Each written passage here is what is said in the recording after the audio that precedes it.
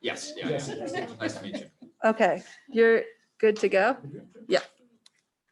All right, everyone. So my name is Lloyd, and I'm going to be talking to you today about boxing and how it's going to help knock out Parkinson's disease.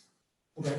So again, I am a PhD candidate, and what that means is like I just have to do a dissertation defense. I go to Syracuse University, and it just stops. Oh, there. We got You can get the space on. All right. So I am finishing up at Syracuse University, and a lot of my research has been on insulin signaling in the human body, but a lot of the work that my mentor did was on Alzheimer's disease. So it got me very familiar with the plumbing of how it worked. And so I did a lot of work with type 2 diabetes. And then all of a sudden, I worked at Sacred Heart University for a little while, and then I started doing boxing and kickboxing, which I've been doing my entire life. And one of my colleagues forwarded me a study about, the impact of boxing and Parkinson's disease. And so when you hear boxing and Parkinson's disease, what's usually the first thing that comes to your mind? There's usually a very famous person that's associated with boxing and Parkinson's disease. Muhammad Ali. Of course, Muhammad Ali. And so you would say to yourself, oh my God, like how is it exactly that boxing is going to be beneficial for Parkinson's disease when the poster boy of boxing ended up getting Parkinson's disease, arguably from taking blows to the head? Well, next slide, please. Well, so, obviously the iconic figure of Muhammad Ali. Well, the thing is like, we'll talk about this later on, is that there's different types of Parkinson's disease. And there's a type of Parkinson's disease that's actually brought on from numerous concussions happening again and again and again, but that represents a very, very, very small amount. And this talk is not going to get into the why Parkinson's disease is. I will give a couple of theories out there in the literature as to why Parkinson's disease is so rampant the last couple of years. But this is going to look at more at the how can we take almost like a holistic medicine approach? And that's kind of why I've always been interested in exercise science. I don't even like taking Tylenol if I have a headache. You know what I mean? The way that I kind of see things and the way I was interested in type 2 diabetes as well, being such an epidemic, is that, our bodies are actually very interesting, meaning that they are very resilient. They are meant to overcome adversity. And so, if you eat whole bunches of sugar for long periods of time, and, from an evolution standpoint, we're not really evolved to deal with that. We're not meant to go through drive-thrus 5 times a day and Big Mac Whopper, hamburger, cheeseburger, Big Mac Whoppers, and everything, that amazing song, all right?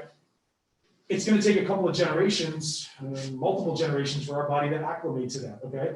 So now when we start to throw sugars and everything else in, our bodies end up with type 2 diabetes. But it was interesting that one of the things that they will do, people with type 2 diabetes, is prescribe exercise.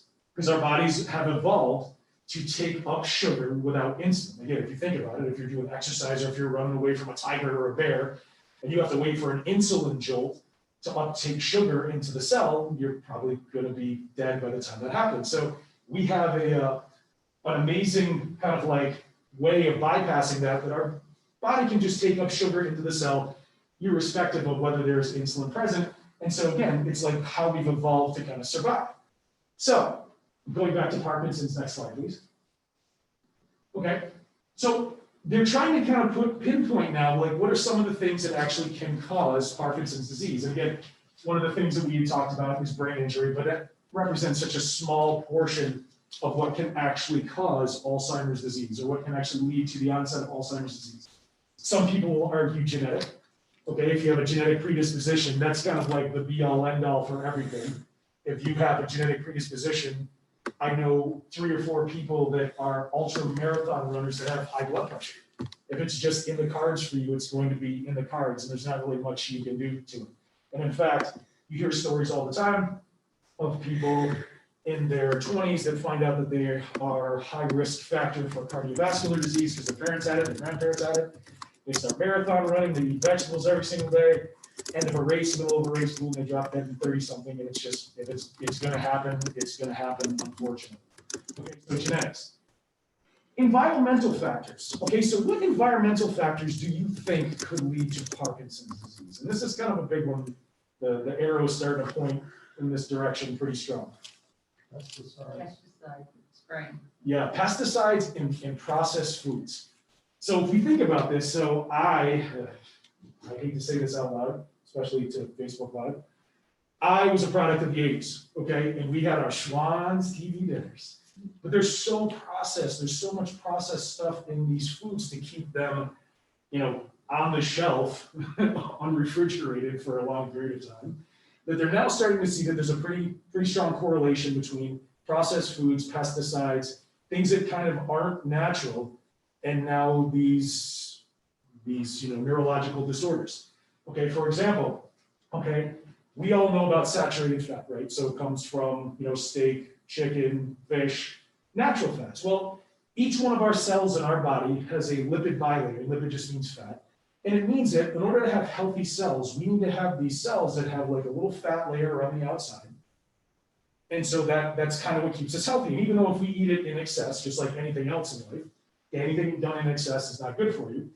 But we need saturated fats in some way, shape, or form for healthy function. There's also fat-soluble vitamins, A, E, D, and K. Without fat, we will be deficient. Okay, show of hands. We've all seen a cow, a chicken, a duck, fat, right? Who here has ever seen a wild corn running around, all fatty, a big fatty corn? No, it's not a thing. Okay, and our body has no idea what to do with these franken fats that we're putting into it, okay? So again, if we want to build a strong building, we need some lumber, we need some cement, we need the proper building blocks. If I say, okay guys, I want you to go build me an apartment complex, but I'm gonna give you some sod and some popsicle sticks. You could probably do it. I mean, you'd have to go very gingerly at it or else it would fall. Well, your body's kind of the same way. If you give it corn oil and all these other kind of manufactured oils that we're not used to from an evolutionary standpoint, those are the building blocks that we use to make all the cells in our body. So again, what we have to work with is what we have. So right now, the things that we have so far are genetics, environmental factors, brain injury, environmental factors being things we eat. The other one is something called idiopathic. Does anyone know what idiopathic means? That means arising from an unknown cause. Yeah, we have no idea. No one in your family can have it. You could just be good, perfect, no brain injury, except that one time you fell on the ice when you're 5. For some reason, you'll still end up with whatever disorder we're talking about. No idea why, it's just a thing. Okay, and they're starting to see now that it has some kind of, not a genetic component, but it's locked somewhere in your genetic code. It could have been passed down from 12 generations ago, and that little bit of information still made it. Like for example, everyone in this room has the genetics for a tail. Just do it, it's in there. You can express it, and I think, actually it's funny, I think 1 in 3 million people have a little jut out of a tail, and it's just because it's in our genetic code. It's just something that's been in there for a while, and it just kind of sticks around. Okay, so some of the negative consequences associated with Parkinson's disease. Well, I know I'm preaching to the choir to some people in here, obviously, because it impacts their lives, it impacts the loved ones that they have. Okay, so they have motor impairments. They have something called bradykinesia, which means that slow movements. So in other words, when you're 20 years old, I chuck you a pen, you grab it really quick. You get a little bit older, and again, it goes down irrespective of Parkinson's disease or not. If I throw you something, your reaction time just slightly goes down. Okay, and reaction time is all just nerve signaling. It's that coming from your brain, coming down to your muscles, say, okay, here it comes. If I throw Rich a pen, Rich sees the pen coming, that signal has to go from his eyes to his brain, go to the appropriate part of his brain to make a movement, the motor cortex, and then he brings his hands up and he catches it. Okay, when you're young, when you're really young, it's not hardwired right yet, like my daughter who's 5. She, if you've ever seen someone run who's 5 years old, they think the more they move, the faster they're gonna go. And then as you get older, your body gets smarter. It's almost like a computer that learns. Okay, they learn wow, I don't need to activate all these neurons. I only need to activate this one motor neuron, and I can go as fast and as hard as I want, and it's efficient. I'm not wasting a whole bunch of energy by running like this and wasting energy. Well, when you get older, and again, it doesn't really matter based off of, it doesn't matter if you have Parkinson's or not, your body is well, we've been doing this for a long time. You don't really need to do it anymore. I can now be the village elder and sit around like this and tell stories where everyone goes out and hunts. Okay, and that's how evolution kind of works. Okay, so rigidity. Okay, so rigidity meaning that like now the flexibility isn't there the way that it used to. So instead of being all nimble and flimsy and flopping around, you know, you get up in the morning, you're like, oh, like all the connective tissue starts to go. And I'm sure everyone in here can attest to this, except for her. She can do flips and flops and put her head behind her leg and everything else. I can't even scratch my feet anymore without some help. Okay, and again, it just has to do with the loss of flexibility. Okay, obviously tremors. And all this is just this continued signal that comes down rogue from the brain that says it's activation of motor neurons. Okay, it's a rogue activation of motor neurons, and that's kind of like one of the hallmarks, but it's not the only one. Gait dysfunction. And gait dysfunction has to do with walking. So instead of like a normal gait, it's kind of like a rigid gait where everything kind of stiffens from the legs up. And instead of having a nice fluid movement, it's almost like you can't have fluid movement anymore. Okay, because of tremors and these rogue signals that come, it prevents you from being like, huh, okay, I want to move my arm. But now there's another signal for a tremor coming up, so it slows down the speed with which you can actually do movement. Okay, and postural instability. Okay, we've all seen the older posture where instead of being like this, it's kind of like the hunched forward. Okay, and anyone who works at a desk for long periods of time knows that you're everyone in the room sits up at that point. Not me, but eventually you start to go back down. And again, this is kind of now how we, based off of jobs, based off of what we do, sitting forward like this is kind of like the new thing. Okay, and from a postural standpoint, it speeds up this process markedly. Right? And also there's some cognitive impairment, okay? Your frontal lobe is actually associated with impulsivity and decision making, okay? And so sometimes the frontal lobe can experience some difficulties.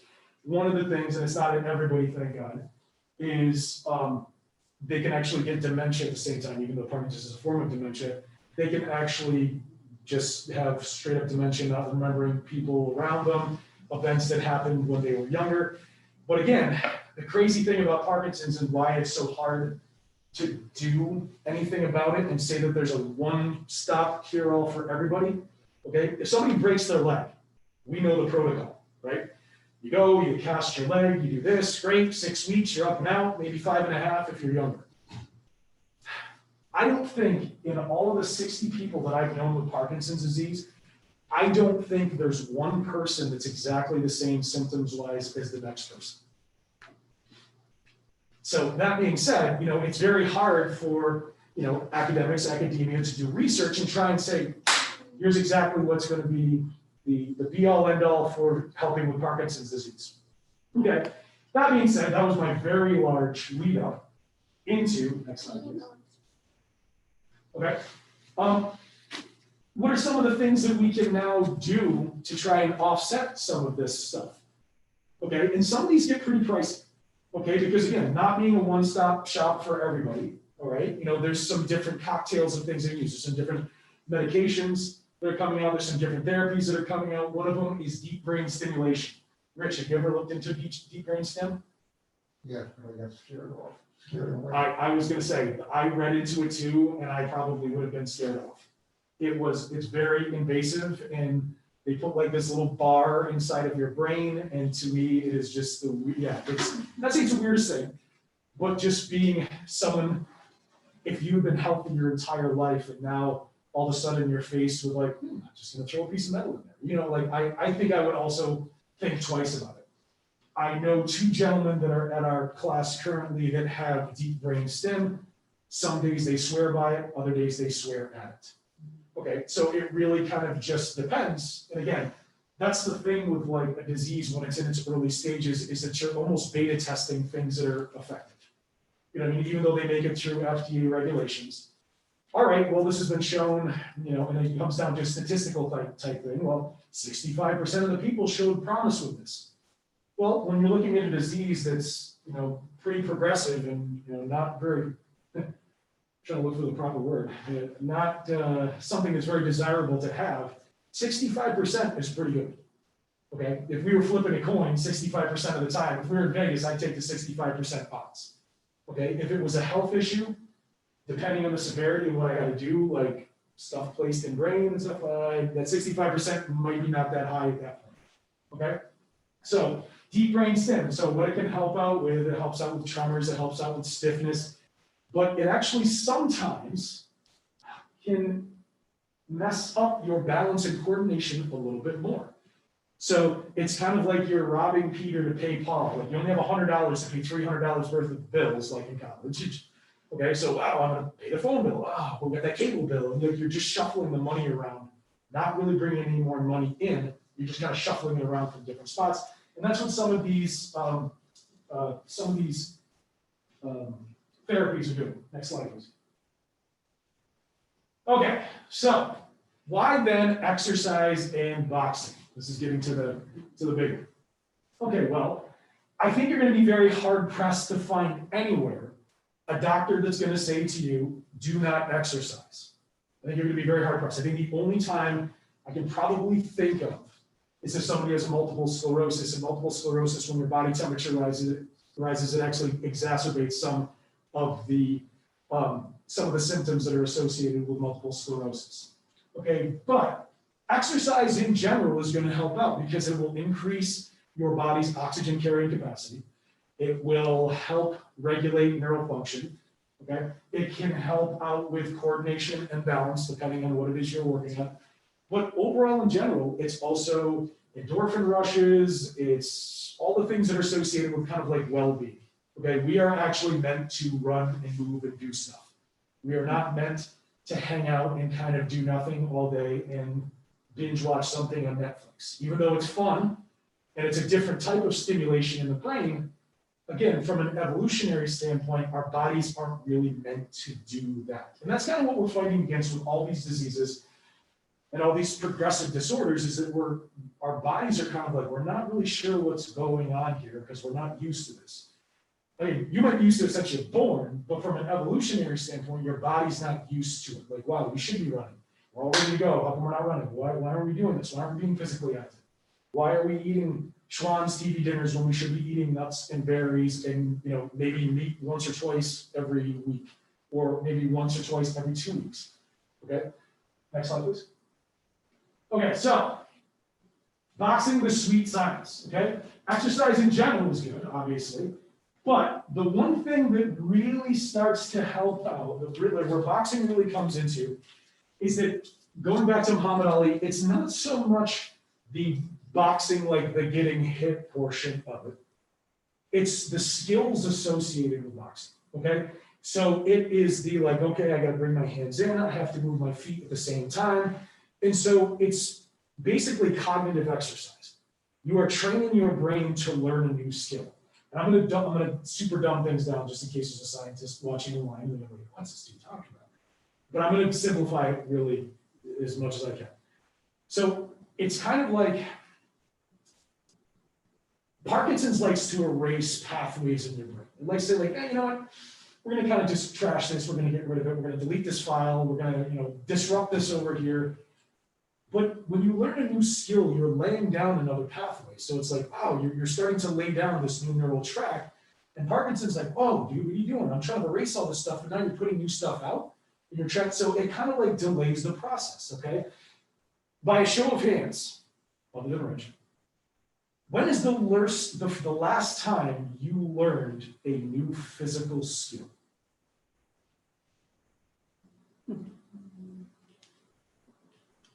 When I had a stroke, I had to learn to speak, learn to write, learn to walk. And this is something I did on my own that shocked the neurosurgeon who was helping me. He said, why? Why can you speak to me? He thought I went through therapy the next day. No. It's because during the night, I found out that if I talk slowly, I could talk clearly. And I kept moving my arm, moving my leg. But then I found out through some therapies that because I use both sides of my brain, okay, I could write with my left, I could write with my right. And that's what saved me. Yeah, exactly. I mean, first of all, that is tremendous, first of all. But again, there's a lot of studies out there about positive thinking. And like when an incident like that happens, you think like, no, I'm not just going to lay down and play dead. I'm going to fight it and I'm going to try and do it. And again, when you positively think and when you put your mind to something, you can actually change a lot in your own body, which is very interesting. Again, my hat's off to you again. I can't clap enough. That's amazing. So again, going back to that, there's actually something called neuroplasticity, which means that you can change neurons. Meaning that like, you can change the way that you can either erase neurons, old neurons, or you can put neurons down. Now, question, who remembers what they did at 4 years old? It's in there somewhere. But just not easy accessible anymore. It's locked in there, it's in your vault, maybe the first time you were ever really scared. Usually traumatic events stick there pretty well. I remember my dad told me that lamprey eels suck skin. I used to live by Lake Champlain, and I was always afraid that if I was going to drink the well water, the lamprey eel was going to get my stomach.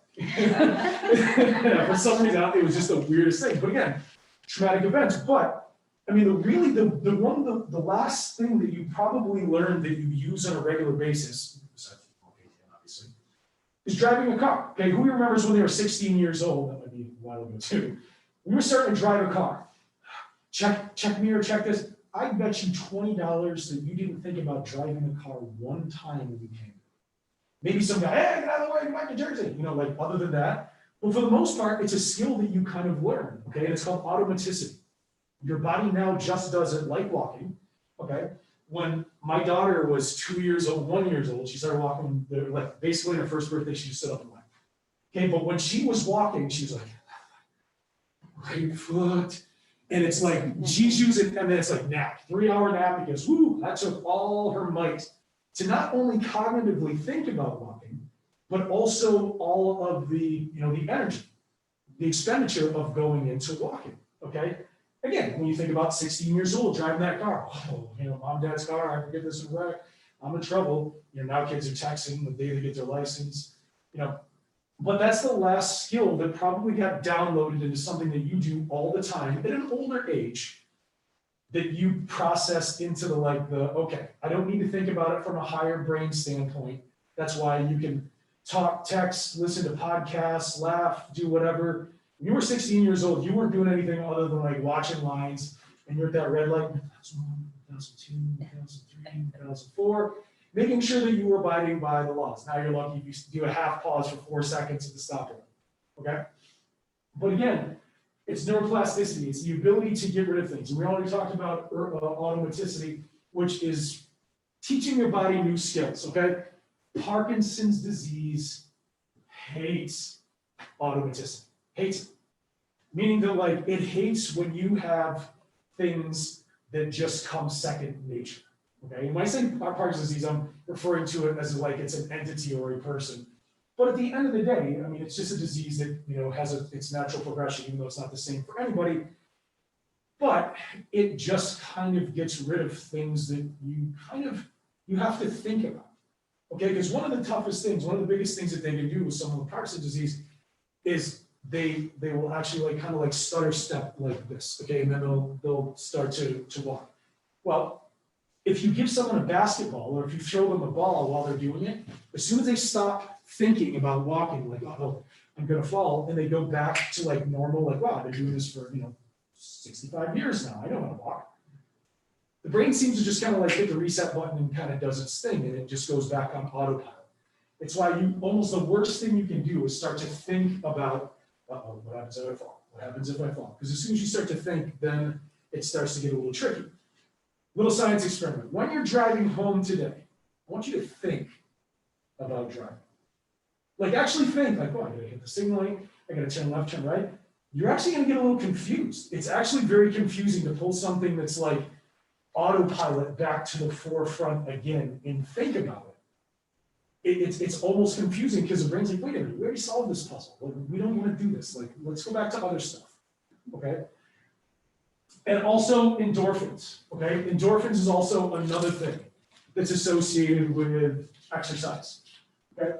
And the endorphin rush, that feeling of like happy. Like, I don't know if anyone here goes and works out, but when you're on your way there, you're thinking of like 20 excuses, like, you know what, maybe I'm just gonna go home tonight. Maybe I'm just gonna do this. I'm just gonna go for that run. Maybe I'll do something else. And then you just say, you know what, I'm just gonna go, forget it. And you go and you get it done and you leave and you're like, yeah, all right. You have that like, that rush, like that sense of satisfaction. Well, yes, it's a satisfaction you accomplish a task, but it's also something called endorphins that are the same thing with sexual activity, chocolate, love. It's all associated with endorphin rush as well, and oxytocin. Okay, next slide, please. Okay, so you might notice this gentleman right here that I'm kind of blocking. Okay, so the skills of boxing, okay, are goal-based and promote aerobic exercise. So again, kind of bringing it all full circle now. You're going to be very hard pressed to find a doctor that's going to say do not exercise, okay? But getting on a treadmill or getting on a bike and just going isn't really going to be any neural stimulating type event or neural stimulating type exercise, at least when there's cognition involved. Okay, now if it's the first time you've ever been on a treadmill, okay, and it's that weird, like, oh, all right, so you're gonna have to get your coordination and your balance for the first, couple of times you get on, and it's gonna be weird. And there's that weird vertigo when you get off. You feel like you're walking really fast because you've been walking in place for long periods of time. But for the most part, your body is meant to run and exercise. So it's like, oh yeah, we missed this, but oh, yeah, this is what we're supposed to be doing. Thank you for doing what we're supposed to be doing at this juncture.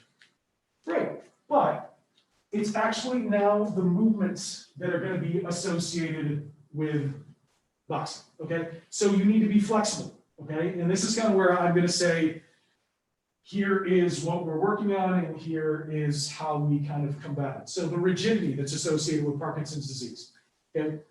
Some people get annoyed, but like the first 25 minutes of the class that we do is all flexibility and stretching. And it has to be, okay? Because the number one, causal factor for getting injured, morbidity, mortality associated with exercise, or the 5 factors of exercise, is a lack of flexibility. Because if you are struggling and you lose your balance and you aren't flexible and you start to go back, if you can't turn and stop yourself with something, you are just going to keep going down. Or more so, if you're starting to fall forward and you don't have the ability, the flexibility, and you're rigid, it's going to be very hard for you to catch yourself. Okay? That's why a lot of the exercises that we actually do, things like, all right, guys, I want you to start to fall forward and just catch yourself with one foot. So it's almost like a lunge.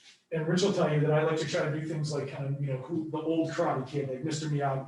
Like, you don't really realize what you're doing until, like, oh my God, guys, now I want you to do this. Like, do that lunge. I want you to fall forward, and I want you to do that big lunge. Like, oh, okay, that makes sense. Or going from a seated position to a standing up position, like when we squat. Okay, but again, with flexibility, it's kind of offsetting some of the rigidity that's associated with Parkinson's disease. Next slide, please. And here's just some of the stuff we do. These are just little cool videos. And unfortunately, our class used to be about 40 strong in person. We have about 26 to 32 people on a Sunday. And I mean, because of COVID, we are down to like 7 or 8 in person. There's still people that come. And there's still people that will attend virtually. But unfortunately, there's only so much, again, that you can do at home. I mean, not everyone has a larger boxing bag hanging at home. And also one of the things that I think about is like, okay, so if say Rich is at home and I'm having everyone do like, okay, guys, I want you to pretend you're falling forward and I'm not there. And then they fall forward. I mean, great. So I just get to be the person that calls 911. No, that kind of defeats the entire purpose. And so you almost have to dial back the things that you can do without somebody being there who is kind of like there to help them out a little bit. Next, please. All right, balance. And this is a big one, okay? Because one of the first things that goes like with rigidity and lack of coordination is working on balance. So some of the things that I have everyone do, or a lot of the things that I have people do, are I will have them close their eyes and move their head around, Okay, that's called proprioception. It's where your body, knowing where your body is relative to space. And so you'll move your body around, you'll shake around all the liquid in your vestibular apparatus, which is in your inner ear, and then I have them open their eyes and balance. But I'll also have them go 1, 2, 3, 4, 4, 3, 2, 1, counting at the same time. If nothing else, you won't get a DWI. But at the end of the day, what happens is now he's balancing on his left foot, but he's using his right hand, okay? Or they're balancing on their right foot using their left hand. So they're activating both sides of their brain, okay, lower body and upper body, but they also have to think, 1, 2, 3, 4. They can't just go, so they also have to count at the same time. So it's left brain, right brain, upper body, lower body, cognition, all rolled into one. And that's kind of where the secret sauce is. Okay, the exercise, yes, you're going to definitely benefit from exercise, but it's the secret sauce of utilizing everything in your tool belt, your repertoire, to try and activate all at once. Can you hit this space bar, please?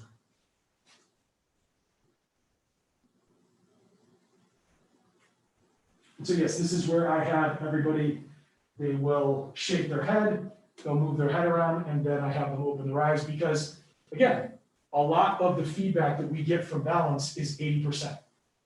Okay, so obviously if eyes are open and everyone's walking around, it's very easy. Now, if your eyes are closed, you have to rely on the other 20%, which is that inner ear. And if you have ever been on a ship and you have motion sickness, it's that other 20% that makes you sick because now there's something else. So by closing your eyes, shaking stuff around, you're actually training your inner ear to be a little bit more acute to the balance and to be aware of your body's position in space. Okay, next please. So here's some balance exercises we do. If you can hit it again, this is just another balance one. Okay, and this is just, okay, so, great, thank you. Yes, that's fine. And so this is just another balance exercise, and this is just called a Bosu Ball, which just puts you on an unstable surface, okay? Because how we actually balance, okay, we have a whole bunch of little muscles that kind of connect in our foot. And if we start going this way, then the muscles on this side will fire and we'll kind of go back and forth. Now, unfortunately, or fortunately, depending on how you look at it, if you look at how Rory's standing, right? So, and now she's very... Should I adjust it? No. But if you notice, like we try to be as efficient as possible. So when someone stands, they usually put all of their weight on one leg. Because I mean, it doesn't make any sense. If you can keep upright, for you to be utilizing the musculature in both legs, you're expending, I'm not going to say double what you'd expend going like this, because you still have to support your body weight, but instead of two sides doing work, now just you're relying on one side to just do the work. Okay, and it's the same thing. You usually have like a hand here, or like even if you're watching TV and one hand falls down, your body is so lazy and it doesn't want to expend energy. And when I say lazy, I just mean like your body's very good at conserving energy. And again, it's more from like we're not meant to go through drive-thrus 5 times a day. We're meant to eat maybe 2, 3 small meals a day, a larger meal once a week, but we try to conserve energy as much as possible. I always like that show, Naked and Afraid, on National Geographic. Have you ever seen that, where they just drop somebody off in the middle of nowhere? But the people that are always very successful are the ones that are like, yep, we got 21 days. Let's go do a little shop. Let's go do a little stuff for an hour, and then we're just going to chill. Go do some stuff for an hour a day, and then we're going to chill. That's pretty much how we are hardwired to work. Okay? So when we work on balance, when we have this, so the person is in an unstable surface, so we're training all those muscles in the feet to be aware that, like, whoa, when we go left, up, we're going forward, backward, it just helps them to fire a little bit more. Next, please. Okay, gait. Talked about this with gait as well before. So gait just has to do with walking, because as you get older, the space that's between your feet gets smaller and smaller and smaller to the point now where they overlap. So there's no longer a space between your feet when you walk. It's more of like, okay, there's overlap between your feet. Okay, and it's usually once you get to almost like a 1-to-1 ratio where your heel and your toe are kind of about the same. It's kind of a catch-22 because your base is now smaller. Okay, and what that means is, we look at things from a physics standpoint. Okay, my center of mass right now is over a very large base. So it is very hard, especially now if I'm this way and this way, to like push me down. So that's why you see, like, now we're gonna start riddling some boxing into this. So when you see people, like, one of the things that we do is that I have them circle around the bag like this. And so it gets their body used to being apart and apart this way. So you're north, south, east, and west. Okay, this is a very hard position to push somebody down or to fall down in, because you kind of can move your weight any way you want. Now, when your feet are like this, and now your center of mass here is over a very small base, it is very easy to push somebody down, because there's nowhere, like, once you get to a certain point, when your center of mass, which is located in the middle of your body, is no longer supported by your foundation. It's kind of like the Leaning Tower of Pisa, like being a teacher. Like, I taught my kids, like, so it's falling at 6 millimeters per year, or it was. You can actually calculate the actual date that the center of gravity will no longer be supported by the frame and predict when it should fall. Now, the iron will, keep it up a little bit longer, but in theory, once now the center of mass is no longer over the base, it will fall over. Okay, and it's the same thing when you get older. So we try to work on gait and making those strides larger. And you think, like, wow, making the strides larger, but that means that I'm balancing on one foot. Yeah, but it also means that, like, your base is larger. Okay, you have more of a foundation to go. Excellent. Perfect. Play the video. So we have the individuals do things like high knees, or kind of like kicking legs up this way to, help out with, obviously, all the movement of the lower body, but then also larger gait, large steps. Okay. Another thing that you'll also see that happens with Parkinson's disease is they're very mobile from here down, potentially. Like, they got the nice walk this way, but their upper body's like this. It's like cast in stone. Okay. Well, again, not for everybody, but for some individuals. So then another thing to tell them to concentrate on when we're working on gait is, now I also want you to twist your upper body when you walk. Move your shoulders, okay? But again, you almost have to think about doing it. It's not something normally that you've done since you were born, because again, it's transfer of weight. When one goes forward, the other one goes back, and it's just because your body is trying to keep its center of mass in one spot. So as your right foot goes forward, your left goes back, like this. Okay, and because if you follow someone's center of mass, it shouldn't move very much when they're walking. Okay, but now when your upper body's like this, you're displacing weight forward, your center of mass moves a little bit. Okay, and it kind of makes you a little bit more unstable. Okay, next please. Okay, you can hit the button just so you can watch the gate. So this has to do with gait and transfer. So now I have everyone go like this, and they have to move to this side. And again, it's like proprioception, it's balance, it's coordination all at once. And again, remember, proprioception is knowing where your body is relative to space. So if all of a sudden Rich has to switch to this side, and now he has to switch to this side, okay, even though not that big of a deal, his body is like, wow, like, we haven't done this. I don't know anyone who walks down the road and does that on a regular basis. But now when you throw that into the mix, it's just something that has to be kind of doing. And things like agility, and this is going to be no matter what age you are. Agility starts to go down, and that's just rapid movements. Okay, even just sitting around and doing this while you're watching TV. Okay, like rapid movements with your hands, 1, 2, 3, 4, 4, 3, 2, 1, going back and forth. It's training your nervous system. Okay, but just don't do it with your dominant hand. Okay, just like sitting at home and going like this again and again. This is how you can get good left brain and right brain transfer.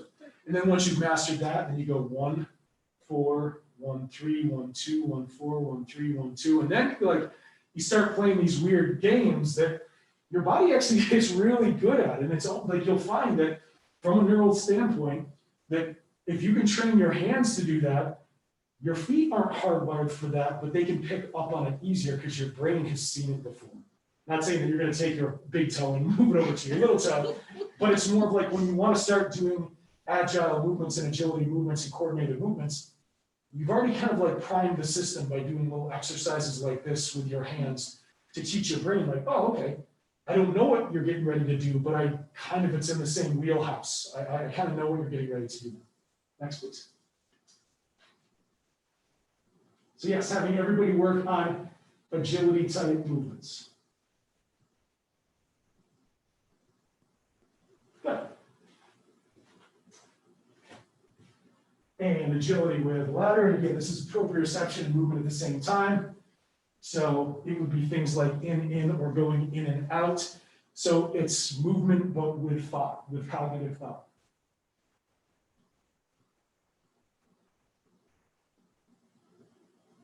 See, that's what I was doing in your backyard the whole time. I was at your house. You could have done it with me. He told me, oh, you're just like trying to get the moles to stop from coming out. Ah, no. Next time over warm. It was boot camp. Yeah, this is, so this is actually another, this one's awful. Like this one doesn't look like it would be much, but this one's very difficult. Find like tactile movements. Okay, so what they have to do is I have just a board with 2 nails in it and washers, and you have to move all the washers from one side to the other side, but they're just little bitty washers.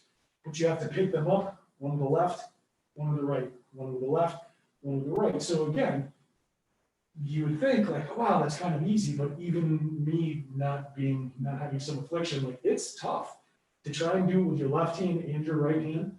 So you're just trying to train back and forth. Left brain and right brain, but thinking at the same time. Wow, I can't believe how much weight Frank's lost.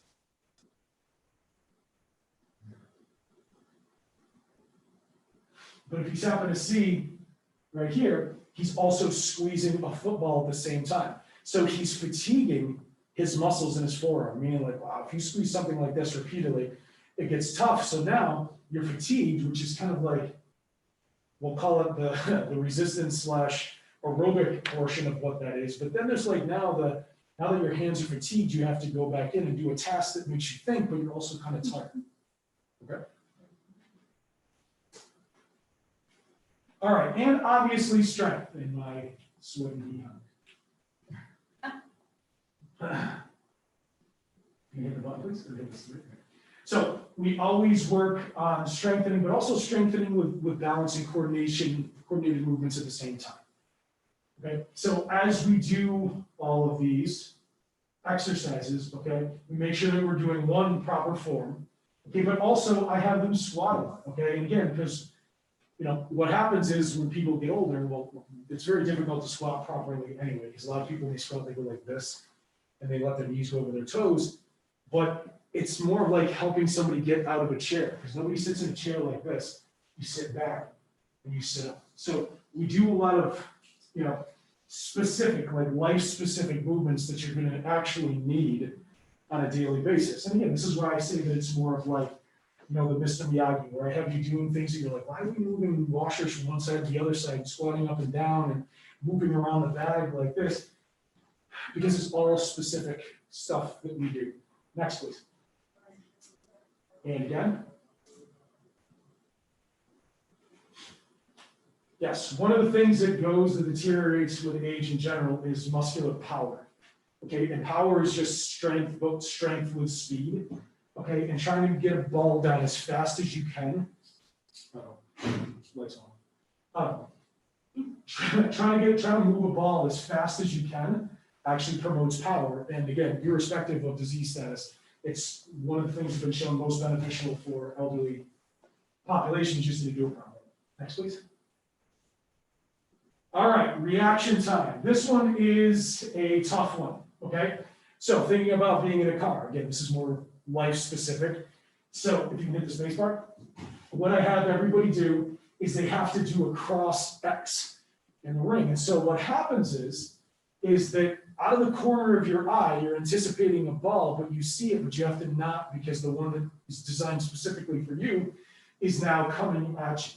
So it's just this exercise in reaction time and coordination. Just think about here we are, we're driving up to an intersection and there's a car coming here and they're not stopping, okay? They're trying to beat that yellow light that's now been red for 3 seconds, okay? So again, pretty much everything that we do has like real life application. Can you get it right? And this is just everyone joking off and having a good time. Can you get it again?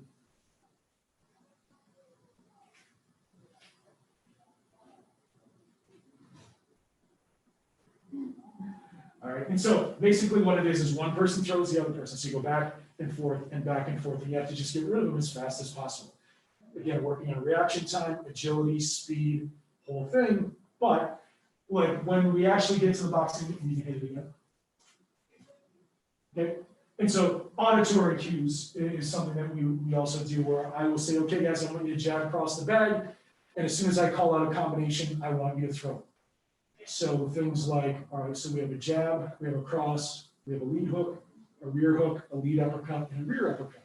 I'm like, all right, guys, so there'll be jab cross in the bag, and I'll say 4 hooks, 1, 2, 3, 4, and then you have to go back. So you have to hear it, process it, do it, and then go back to where you started again. Okay, so it just helps out with, reaction time. Again, please.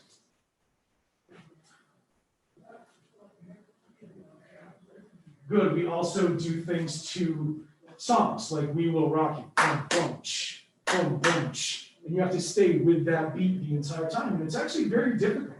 It's very difficult to stay on almost like a metronome pace while you are doing something. But again, you're training your body to listen to outside cues and then physically respond, which, again, all of these things, just in case you haven't been telling up, Parkinson's does not like any of this stuff. Okay, it wants you to be sedentary and not do stuff. Okay, and memory. This may or may not be the worst thing that I have everybody do. And again, it's, well, second worst, the math one's really awful. So we give all the punches a number. So instead of jab, cross, hook, hook, up, up, it's 1, 2, 3, 4, 5, 6. And I will call out 3 numbers, and 4 numbers. Does anyone know what 3 numbers, and 4 numbers is like? Like, what else do we know in the real world that has 3 numbers, and 4 numbers? Rich, you can't. Telephone. Telephone number, absolutely. And so I'm like, all right, guys, I want you to do 116, 116, 116, and then we add on 116, 252, 116, 252. I guarantee Rich knows telephone numbers. I can remember them better than anybody else in this room. He'll probably punch them out too. Let's see, his number is 203. Right, and so, but again, it's how we then remember what we're doing based off of something that you can use every day.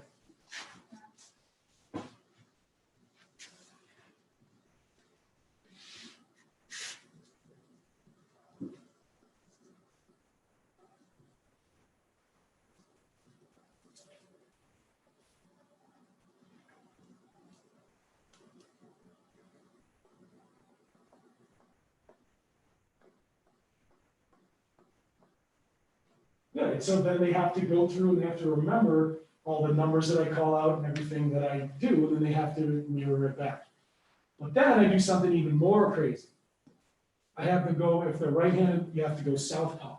And now everything changes because now it's no longer jab cross, it's now jab cross. So everything that was 1 on this side is now 1, 2, 3, 4, 5, 6 on the other side. So they have to remember the exact opposite. So when people leave on days like this, they're physically exhausted, but they're also like mentally tired. I had a couple of people say, they're like, wow, I went home, I took like a 35-minute nap watching the game. I was like, well, if it wouldn't have been a Mets game, because you'd have been furious watching the Mets game. But no, at the end of the day, like you go home and you're kind of tired and you're not really sure why. You didn't really physically exert, but your brain uses a lot of energy. Okay, and having to think really hard while you're doing physical activity almost markedly increases the amount of calories you burn. All right, and this is the last thing that we do. In fact, Piper helped out with this a couple of times. So I have everyone do exercise, and then we take out a deck of cards. Red cards mean subtract, black cards mean add. So every time, obviously we take out the face cards, but we start with a number like 15, and I just turn over a card. Red 7, black 6, red 5, black 4, all while they're doing exercise, and they have to keep the number in their head, almost like counting cards in Vegas type thing. But then when it's done, I'm like, okay, so what number do we have after we add them all up? So they're doing exercise, but they have to be thinking at the same time. Okay, and it actually gets pretty difficult. Then we do something called interference. Okay, one person calls out the numbers, like, all right, black 4, red 6, but then how I have them go 1, 2, 3, 1, 2, 3.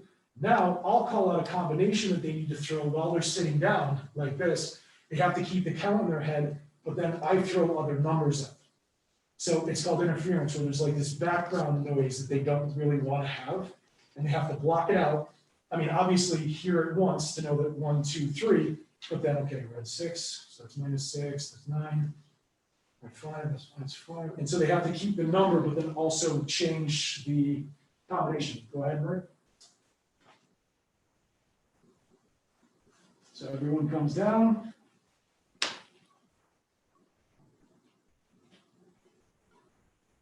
Put 10.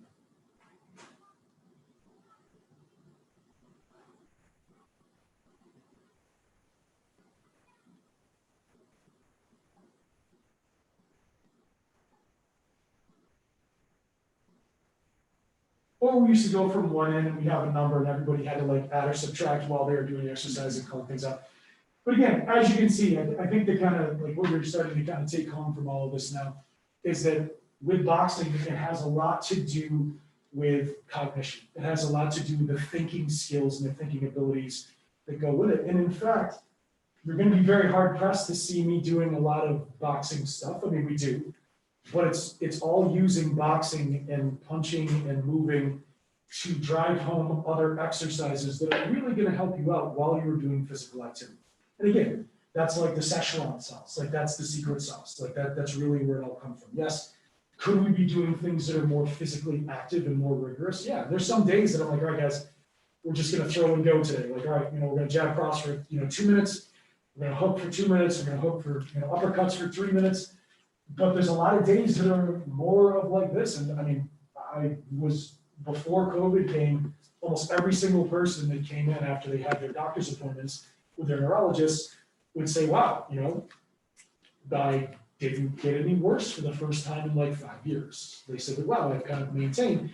And in fact, I'm not sitting up here touting that this is going to cure Parkinson's disease, but it slows it down. Well, hopefully technology comes up with something that isn't a 65% crapshoot of whether it's effective, okay? And so, research hopefully comes up with something that's a little bit better, but this kind of like stays off and helps out with your quality of life. And that's the whole fun, but that's the whole crazy part to me when I start giving this talk. Everyone thinks like boxing and Neanderthal and like, but it's really, it's more of like intelligence and riddling it into something that's kind of barbaric to get the desired outcome that you want. Okay, and so again, I think that we put together a pretty good program, and this is kind of how it works. So.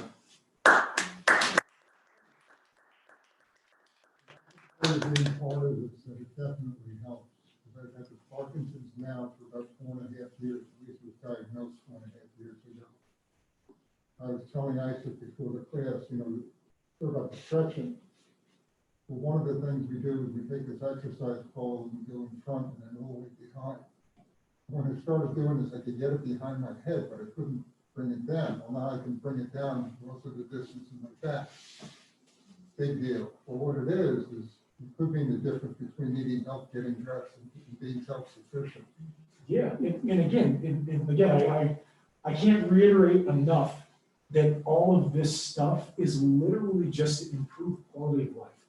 And yes, we love the barbaricness of the boxing, and in fact, guys really like it because guys don't want to do a Tai Chi class, or guys don't want to do a ballroom class, but all those have the same exact outcomes as boxing. Very favorable because you're learning a new skill, you're having to use upper body, lower body, you're having to listen to commands. So, like I said, Tai Chi, any type of like dancing helps out markedly. But I think if you were to ask a guy, okay, which one would you rather do, like a Tai Chi, a ballroom dancing or a boxing, I'd be willing to bet that it would probably a pretty high percentage of, I'll try boxing first. I think that would be kind of interesting.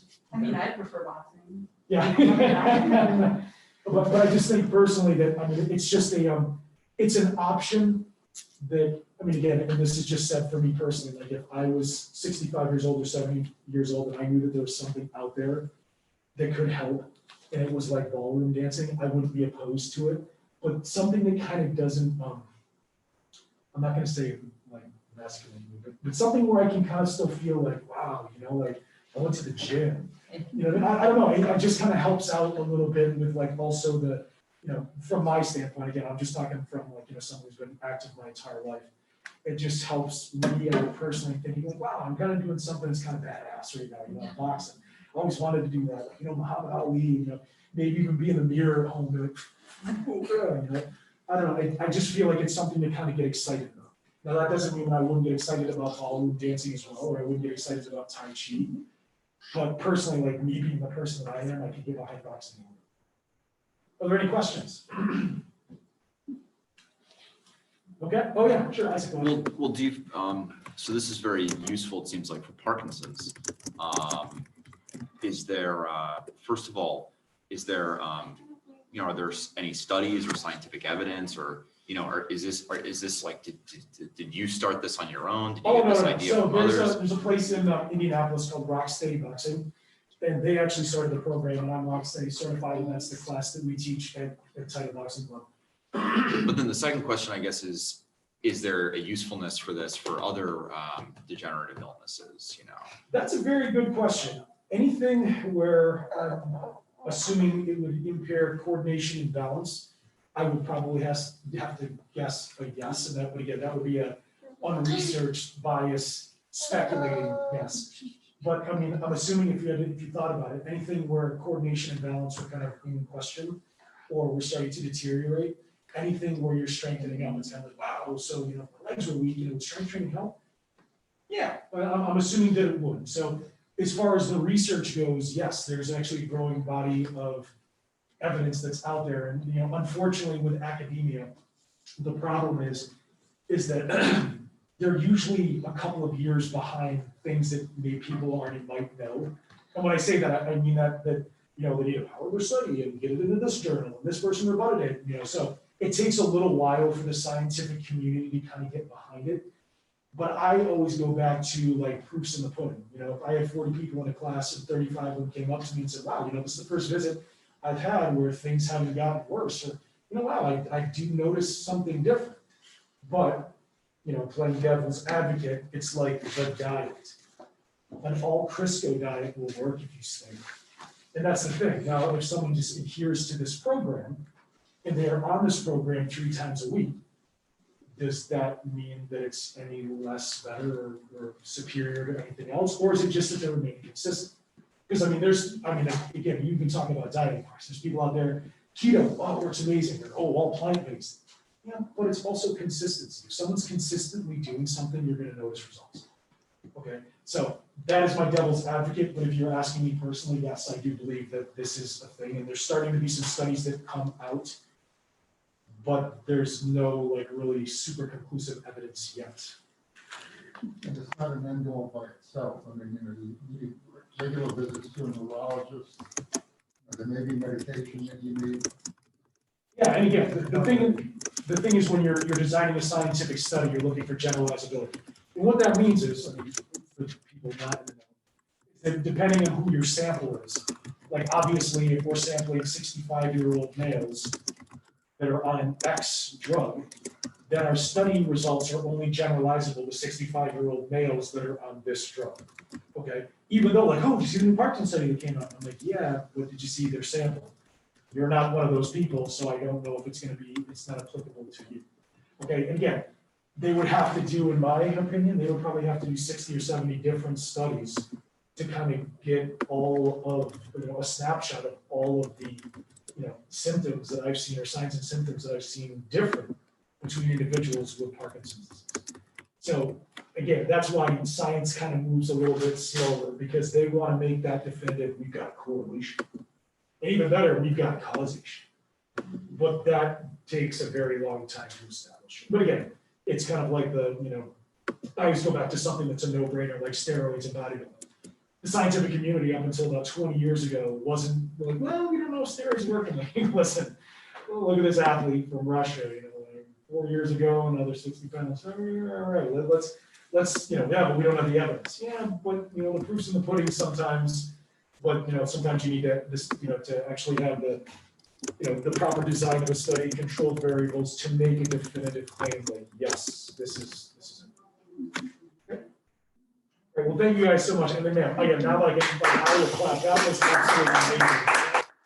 Bring yourself back after the But show. I did want to say a lot of your therapy and exercise in there is what helped me when I came home.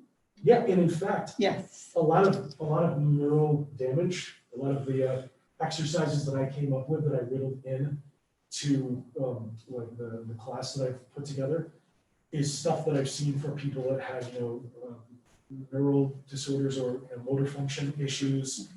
And I kind of found ways to, put them together, things that have been shown to work. Because again, that's the tough part is really finding somebody who enjoys exercise, but also is knowledgeable and knowing like the bells and whistles of like the neurological system.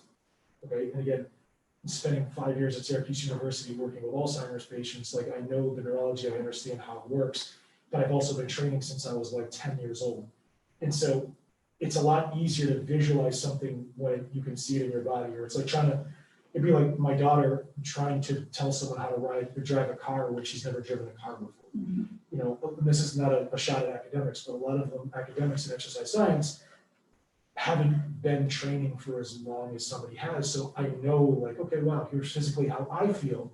Here's physically how it works. But then from a neural standpoint, like, wow, this makes sense. It makes sense that neuroplasticity and the body's ability to get rid of and build up new neurons would make sense. Well, wow, automaticity, that makes sense that people, when you throw them a basketball, they can start walking normally again because now they're not concentrating on walking, they're concentrating on bouncing this basketball, which has to do with like something called central pattern generators, which are in your spinal cord.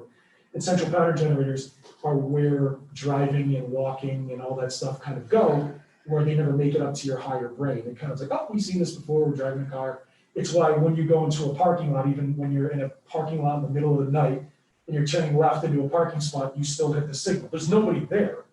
You're just so used to hitting your signal light when you're turning left in an empty parking lot that it's just like second nature. It's like if someone were to come into your house, like your in-laws come and they move the bowls from this place to this place. If you're tired in the morning, you go to grab them, the bowls aren't there anymore. And so you're just so used to doing the same routine over and over again that it's. I sort of cheat keeps me on my toes because she never put anything back in the same place twice.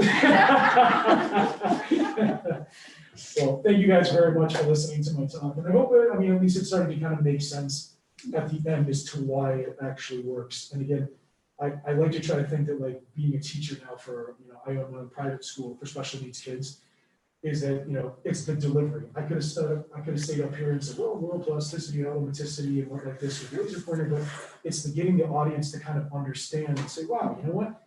Maybe I can try something like that. Maybe it's going to make sense. And then being able to explain it to somebody else who might have Parkinson's disease and then pointing in my direction. Because I'm not in this for riches and wealth. I'm in it for riches, but not riches. But it's because I've seen that it works, and it's a different type of reward where you're like, wow, you know what? Someone comes up and they give you the handshake, or someone's daughter comes up and says, wow, Jesse, thank you. Like I noticed a total difference in my dad in the last 2 years. It's a different type of reward. It's like, wow, I did something while I was here instead of just trying to amount wealth. So, but thank you guys very much. I appreciate it. Thank you. Thanks for coming, Jesse. This is awesome.